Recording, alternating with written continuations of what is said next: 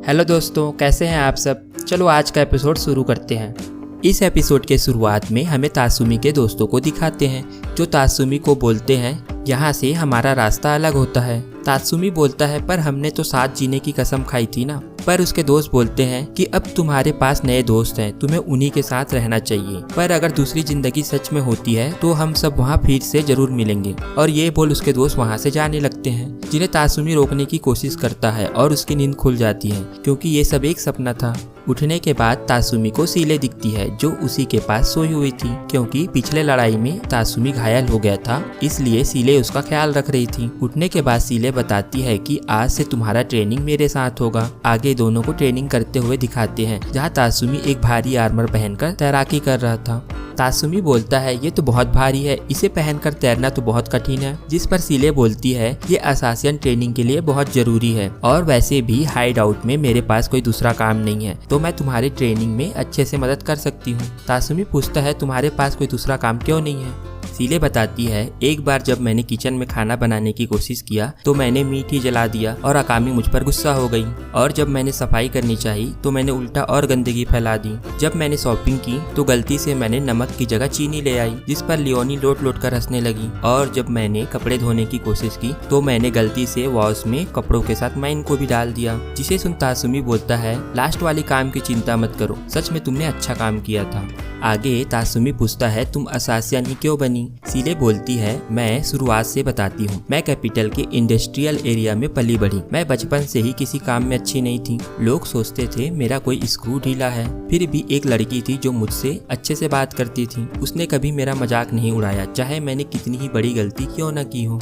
जितना भी समय मैंने उसके साथ बिताया उसी समय मैं सच में खुश रहती थी। पर एक दिन हमेशा की तरह मैं उसके घर पर उसके साथ थी, तभी उसका पुराना दोस्त वहाँ आ गया, और जो उसे अकेला छोड़ने पर नाराज था। उसने उसका गला पकड़ लिया और उसका गला दबाने लगा। उस समय वह बहुत नशे में था। ये सब देख मैंने मन में सोचा मुझे अपनी दोस्त को बचाना ही होगा, और एक नाइफ उठाकर उस लड़के के गले पर वार किया, जिससे वह लड़का तुरंत वहीं मर गया। मेरी दोस्त ये सब देखकर कांपने लगी, पर ये सब करने के बाद भी मेरा दिमाग बहुत शांत था। आखिर में मुझे छोड़ दिया गया क्योंकि मैंने सेल्फ डिफेंस में ये सब किया था। पर उसके बाद से मैंने अपनी दोस्त को कभी नहीं देखा। और फिर कुछ दिनों बाद उस लड़के के दोस्त उसकी मौत का बदला लेने आए। उन्होंने बताया कि उन्होंने मेरे माता पिता को पहले ही मार दिया है, अब मरने की बारी मेरी है। ये लोग मुझे धमकी दे रहे थे, फिर भी मैं अजीब सी शांति को महसूस कर रही थी। मैंने उसी नाइफ से, जिसे मैंने अपने प्रोटेक्शन के लिए रखा था, उससे एक एक करके सभी आदमियों को मार डाला। तभी मुझे रियलाइज हुआ मेरे दिमाग का जो स्क्रू ढीला है उसी ने मुझे एक टैलेंटेड किलर बना दिया है। मैं इस समाज की बुराई मिटाने में मदद कर सकती हूँ, और मुझे एक रास्ता मिल ही गया जिससे मैं किसी के काम आ सकूँ, और मैं रिवोल्यूशनरी आर्मी में भर्ती हो गई। ये सब सुन तासुमी बोलता है हर किसी ने बहुत कुछ झेला है, क्या मैं सच में इसके लिए तैयार हूँ। सीले बोलती है तुम चिंता मत करो, आखिर तुम्हें खाना बनाना तो आता ही है। तासुमी बोलता है मैं असासियन बनने की बात कर रहा था। आगे हाइड आउट में बॉस तासुमी को बोलती है तुम अब पूरी तरह ठीक हो चुके हो, और एक रेलिक दिखाती है जिसे अकामी ने जैंग से लूटा था, और उसे तासुमी को इस्तेमाल करने के लिए देती है। तासुमी बोलता है क्या सच में, और क्या तुम में से किसी को ये नहीं चाहिए। बुलाट बोलता है कि एक इंसान सिर्फ एक ही रेलिक का इस्तेमाल कर सकता है। लब बताता है कि इनको चलाने के लिए काफी मानसिक और शारीरिक शक्ति लगती है, इसलिए हम एक ही रेलिक का इस्तेमाल करते हैं। तात्सुमी बोलता है दिखने में भले ये अच्छा नहीं है, पर इस आंख में बहुत सारी एबिलिटीज है। आगे बॉस बोलती है इस रेलिक के बारे में हमें कोई जानकारी नहीं मिला, तो हम नहीं जानते ये कैसे काम करता है। अकामी बोलती है ये दिमाग पढ़ सकता है ना, तो तुम मेरा दिमाग पढ़ने की कोशिश करो। तात्सुमी कोशिश करता है और कुछ समय बाद बोलता है आज तुम रात को मीट खाना चाहती हो, जिस पर अकामी बोलती है हाँ एकदम सही कहा। लियोनी बोलती है नहीं, अभी तो रेलिक एक्टिवेट भी नहीं हुआ। माइन बोलती है मैं नहीं चाहती कोई मेरा दिमाग पढ़े, इसके पास 5 एबिलिटीज है ना, तो तुम कोई दूसरा ट्राई करो। तात्सुमी ठीक है बोलकर एक एबिलिटी ट्राई करता है जिसे जैंग ने उसके सामने किया था, और इस बार रेलिक एक्टिवेट हो जाता है, और तात्सुमी सभी के कपड़ों के अंदर देख पाता है, जिसे देख तात्सुमी के गाल टमाटर की तरह लाल हो जाते हैं। पर तभी उसके साथ कुछ होता है, जिसे देख लब बोलता है रेलिक ने इसे रिजेक्ट कर दिया, और अकामी उसके सर से रेलिक निकाल देती है। तात्सुमी बोलता है अचानक से मेरी सारी शक्ति कम हो गई। बॉस बताती है तुम इसके लिए सही नहीं हो, और रेलिक को रिवोल्यूशनरी आर्मी के पास छोड़ने को बोलती है। आगे अकामी बताती है कि हमारा पहला काम लोगों को मारना ही है, पर इंपीरियल रैलिक जमा करना भी एक जरूरी काम है।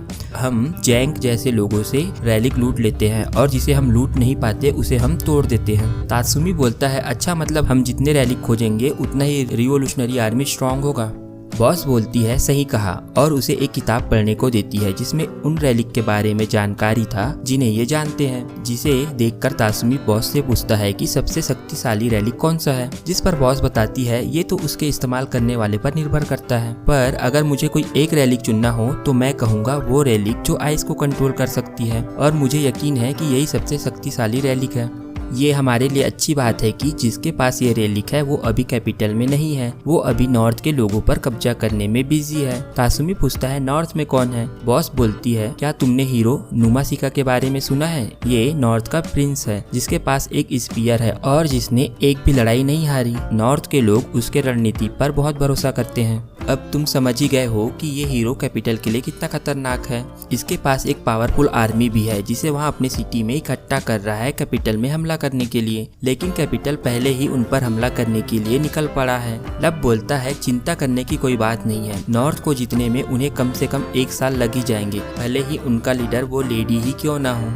आगे तात्सुमी बोलता है मतलब बाहर अभी भी ऐसे रैलिक है जिनके बारे में हम कुछ नहीं जानते। हो सकता है कि एक ऐसा भी रैलिक हो जिससे हम मरे हुए लोगों को फिर से जिंदा कर सके। अगर मैं उसे ढूंढ पाया तो मैं सायो और इयासु को फिर से वापस ला सकता हूँ। बुलाट उसे रोकते हुए बोलता है कि ऐसा नहीं हो सकता, कोई भी रैलिक मरे हुए को जिंदा नहीं कर सकता।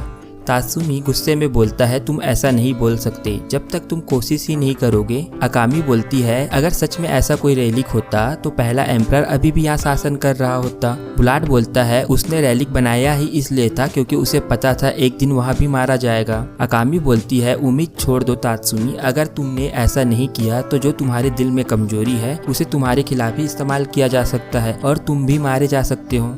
आगे तात्सुमी को उसके दोस्तों के ग्रेवयार्ड में दिखाते हैं जहाँ सीले आकर उससे पूछती है तुम अभी तक सोए क्यों नहीं, जिस पर तात्सुमी बोलता है मुझे एक पल के लिए लगा था मैं उन्हें सच में वापस ला सकता हूँ और मैं बहुत खुश हुआ था, पर अब ऐसा नहीं लगता, और तात्सुमी रोने लगता है जिसे सीले पीछे से हक करती है और बोलती है जितना रोना है रो लो, मैं किसी को नहीं बताऊंगी। आगे हमें नॉर्थ को दिखाते हैं जहाँ कैपिटल के आर्मी ने सभी को मार दिया था और उस लेडी ने वहाँ के हीरो को भी बंदी बना लिया था और बाद में उसे मार भी देती है और बोलती है नॉर्थ के लोग इसे अपना हीरो मानते थे, ये और इसकी आर्मी तो इतनी आसानी से हार गई। इधर तात्सुमी और लियोनी कैपिटल के एक स्लम एरिया में घूम रहे थे जहाँ लियोनी को सब जानते थे। तात्सुमी बोलता है तुम तो यहाँ बहुत फेमस हो, जिस पर लियोनी बताती है कि मैं यही पली बड़ी हूँ। तभी कुछ लोग लियोनी को पकड़ने के लिए वहाँ आ जाते हैं जिनसे लियोनी ने धोखेधड़ी कर पैसे लूटे थे। लियोनी वहाँ से भागने लगती है और तात्सुमी को बोलती है मैंने बोला था ना ये जगह बहुत मजेदार है, पर तात्सुमी बोलता है अपनी जान बचाने के लिए भागने में कौन सा मजा है। आगे इंपीरियल पैलेस को दिखाते हैं जहां एक ऑफिसर बताता है कि जनरल नाकाकिडो और हेमी रिवोल्यूशनरी आर्मी में भर्ती हो गए हैं, जिस पर एक आदमी बोलता है रिवोल्यूशनरी आर्मी दिनों दिन पावरफुल होते जा रहे हैं, अगर हमने अभी कुछ नहीं किया तो कैपिटल कभी भी, पर उसे बीच में ही एम्परर रोक देता है और बोलता है उन्हें हम कभी भी मार सकते हैं और अगर सब एक जगह इकट्ठा हो रहे हैं तो उन्हें एक साथ मारना और भी आसान हो जाएगा। और ये बोल प्राइम मिनिस्टर से पूछता है मैंने सही कहा ना, जिस पर प्राइम मिनिस्टर बोलता है आप हमेशा सही फैसला करते हैं माय लॉर्ड, अभी हमें इससे बड़े खतरे पर ध्यान देना चाहिए। नाइट रेड ने पुलिस ऑफिसर ओगरे, मेरा एक रिश्तेदार इयोकल और अब इन्होंने जेंग को भी मार दिया जिसके पास हमारा एक रैलिक भी था। इन सब से मुझे बहुत गुस्सा आ रहा है, हमें जनरल एश डेथ को वापस बुलाना पड़ेगा। एम्परर बोलता है एश डेथ ये वही है ना जिसने अभी अपने आइस पावर से नॉर्थ में 4 लाख लोगों को जिंदा दफना दिया। प्राइम मिनिस्टर बोलता है हाँ ये वही है और अब जनरल एश डेथ नाइट रेड का शिकार करेगी, वो भी बिना चूके। इधर कैपिटल में भागते हुए तात्सुमी लियोनी से अलग हो जाता है और घबराने लगता है, जिसे एक लड़की देख लेती है और उसके पास मदद के लिए आ जाती है और बताती है कि मैं इंपीरियल पुलिस से सेरियो हूँ। इंपीरियल पुलिस का नाम सुनकर तात्सुमी घबराने लगता है। सेरियो के पास एक रोबोटिक डॉग भी था जिसे देख तात्सुमी पूछता है ये क्या है।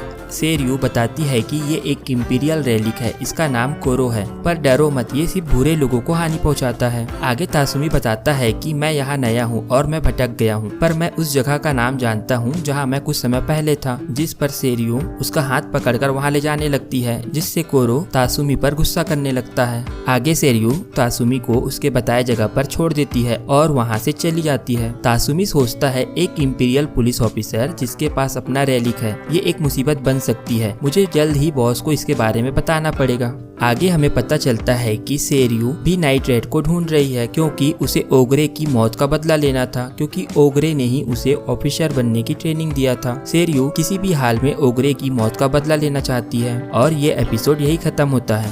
वीडियो आखिर तक देख लिया है तो इसे लाइक भी कर दो और साथ ही चैनल को सब्सक्राइब भी कर देना। मैं आपको जल्द ही मिलूंगा अगले वीडियो में, तब तक के लिए बाय बाय।